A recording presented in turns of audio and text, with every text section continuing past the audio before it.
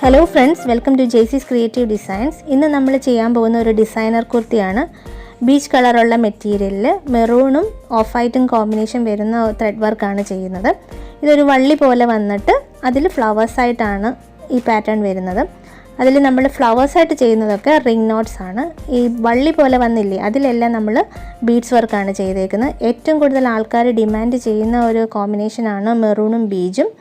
അതാണ് നമ്മളിവിടെ എടുത്തേക്കുന്നത്. പിന്നെ ഇതുപോലത്തെ വീഡിയോസ് ഇനി ഇഷ്ടപ്പെടുകയാണെങ്കിൽ ലൈക്ക് ചെയ്യാനും ഷെയർ ചെയ്യാനും സബ്സ്ക്രൈബ് ചെയ്യാനും മറക്കല്ലേ. അപ്പോൾ ഈ ഡിസൈനർ കുർത്തി ചെയ്യുന്നത് എങ്ങനെയാണെന്ന് നോക്കാം.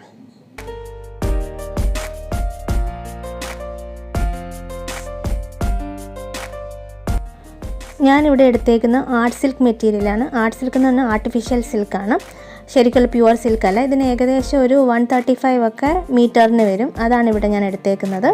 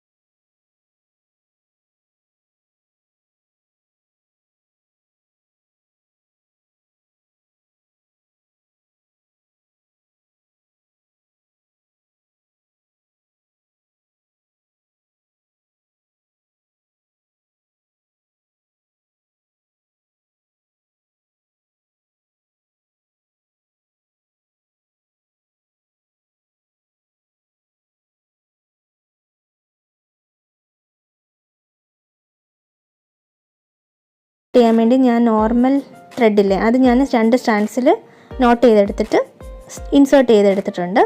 ഇനി ഞാൻ ഒരു 2-3 ബീഡ്സ് കോർത്തെടുക്കുകയാണ്. നിങ്ങൾക്ക് ഇഷ്ടമുള്ള ബീഡ്സ് കോർക്കാം. 5 എണ്ണമൊക്കെ മാക്സിമം മതി കേട്ടോ. എന്നിട്ട് നമ്മളത് അടുപ്പിച്ച് വെച്ചിട്ട് കുത്തിയെടുക്കാം. ഇത് നമ്മൾ ഏകദേശം ബാക്ക് സ്റ്റിച്ച് ചെയ്യുന്ന പോലെയാണ് ഞാൻ ഈ ബീഡ്സ് കോർത്തെടുക്കുന്നത്. ഇപ്പോൾ 3 എണ്ണം എടുത്തു. ഇനി നെക്സ്റ്റ് കുറച്ച് ഫ്രണ്ടിൽ നിന്ന് കുത്തിയെടുക്കുക. ഇനി ഇതേപോലെ ആ ലെങ്തിനനുസരിച്ച് നമ്മൾ ബീഡ്സ് കോർത്ത് കൊടുക്കാം. ഇപ്പോൾ ചിലപ്പോൾ 3 എണ്ണം മതിയായിരിക്കും, ചിലപ്പോൾ 4 എണ്ണം വേണം. അങ്ങനെയാണ് നമ്മളിവിടെ ബീഡ്സ് കോർത്ത് കൊടുക്കേണ്ടത്.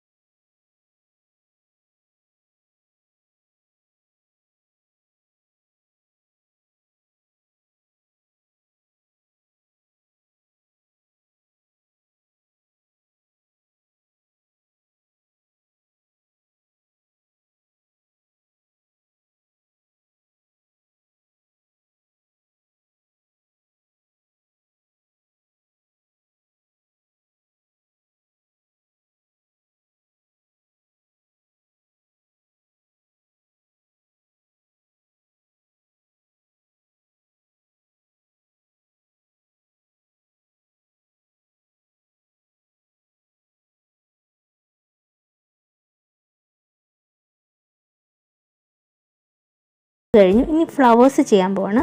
അതിനുവേണ്ടി ഞാൻ മെറൂൺ കളറുള്ള ഒരു ത്രെഡ് നോട്ട് ചെയ്തെടുത്തിട്ടുണ്ട്.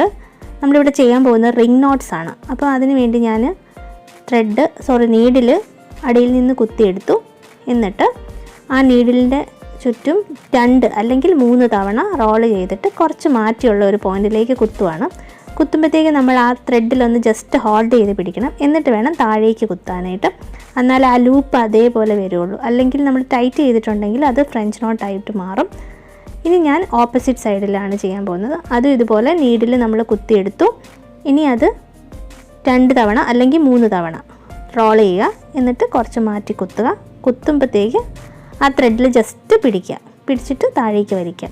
അങ്ങനെയാണ് നമ്മൾ ഈ ഫ്ലവേഴ്സ് കംപ്ലീറ്റ് ചെയ്തെടുക്കാൻ പോകുന്നത്. ഈ റിംഗ് നോട്ടും ഫ്രഞ്ച് നോട്ടും ചെയ്യുമ്പോൾ ചെറിയൊരു ഡിഫറൻസേ ഉള്ളൂ.